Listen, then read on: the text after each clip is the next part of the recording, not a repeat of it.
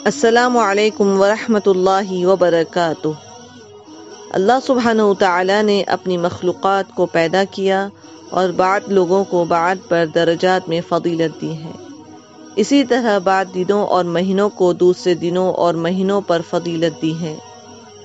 جیسے کہ ذوالحجہ کے شروع کے 10 دن دنیا کے افضل دنوں میں سے ہیں، اور ان 10 دنوں میں یوم النحر یعنی قربانی کا دن زیادہ افضل ہے۔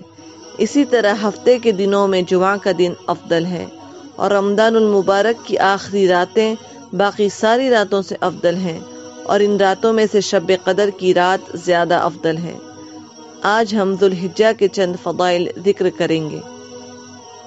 پہلا یہ کہ ذوالحجہ کے شروع کے 10 دن The first 10 days of ذوالحجہ دنیا کے تمام دنوں سے زیادہ افضل ہے۔ اللہ کے نبی صلی اللہ علیہ وسلم فرماتے ہیں، افضل ایام الدنیا ایام العشر، لوگوں دنیا کے تمام دنوں سے افضل ذوالحجہ کے 10 دن ہیں۔ اور ایک جگہ اللہ کے نبی صلی اللہ علیہ وسلم فرماتے ہیں، ما من ایام العمل الصالح فیہن احب الی اللہ من هذه الایام العشر، ان 10 دنوں میں کیے گئے نیک کام اللہ سبحانہ وتعالی کے نزدیک باقی تمام دنوں میں کیے جانے والے نیک کاموں سے زیادہ محبوب ہیں۔ فقالوا یا رسول اللہ ولا الجہاد فی سبیل اللہ، لوگوں نے کہا اے اللہ کے رسول صلی اللہ علیہ وسلم، اللہ کی راہ میں جہاد بھی نہیں؟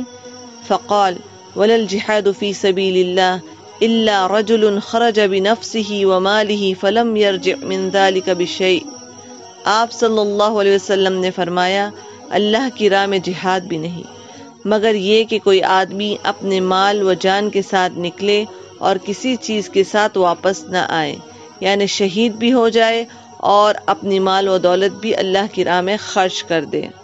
دوسرا یہ کہ ان 10 دنوں میں نماز پڑھنا سال کے سارے دنوں میں نماز پڑھنے سے زیادہ افضل ہے۔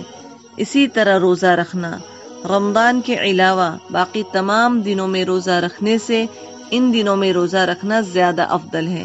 قرآن پڑھنا، اللہ کا ذکر کرنا، دعا مانگنا، اللہ سے عاجزی و انکساری کرنا، ماں باپ کی فرما برداری کرنا، صلہ رحمی کرنا، لوگوں کی ضرورتوں کو پورا کرنا، مریضوں کی زیارت کرنا، جنازے میں شریک ہونا، پڑوسیوں سے حسن سلوک کرنا، کھانا کھلانا، صدقات و خیرات کرنا، اسی طرح کے سارے اعمال جن سے ہماری نیکیوں میں اضافہ ہو ان 10 دنوں میں کرنا باقی سارے دنوں میں کرنے سے زیادہ افضل ہے۔ لہذا ہمیں ان 10 دنوں میں جتنا ہو سکے اتنا فرائض کے علاوہ نفلی عبادتوں کو کرنا چاہیے۔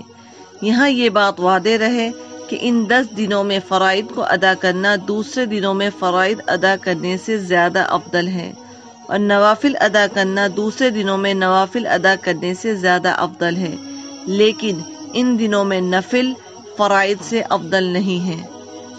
تیسرا یہ کہ ان 10 دنوں کے اندر عمل کرنا دن اور رات دونوں کو شامل ہے، یعنی دن اور رات دونوں میں آدمی نیک کام کر سکتا ہے، لیکن رمضان کی آخری 10 راتیں ذوالحجہ کے دنوں سے زیادہ افضل ہیں، اس لیے کہ اس میں شب قدر آتی ہے، اور ذوالحجہ کے 10 دن عام طور پر افضل ہیں اس لیے کہ اس میں عرفہ کا، قربانی کا اور حج کے دن آتے ہیں۔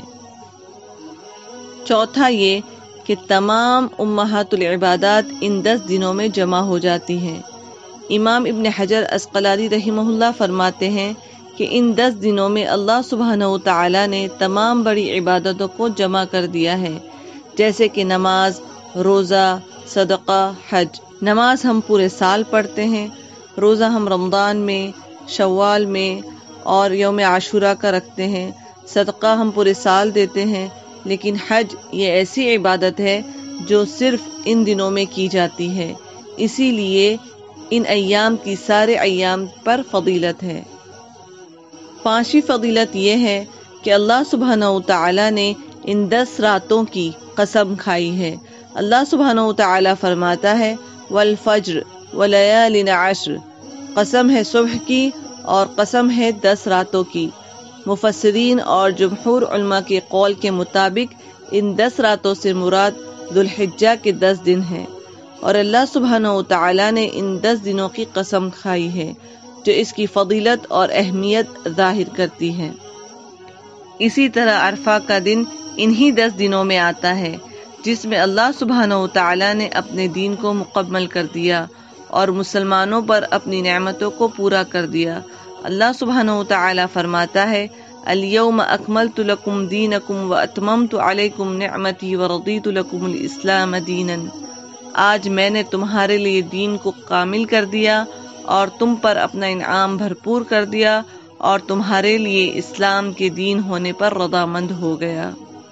اسی طرح قربانی اور حج کے دن انہی 10 دنوں میں سے ہیں جو اللہ سبحانہ و تعالیٰ کے نزدیک سب سے افضل دنوں میں سے ہیں، جیسے کہ حدیث میں آتا ہے ان اعظم الایام عند اللہ تبارک و تعالی یوم النحر ثم یوم القر۔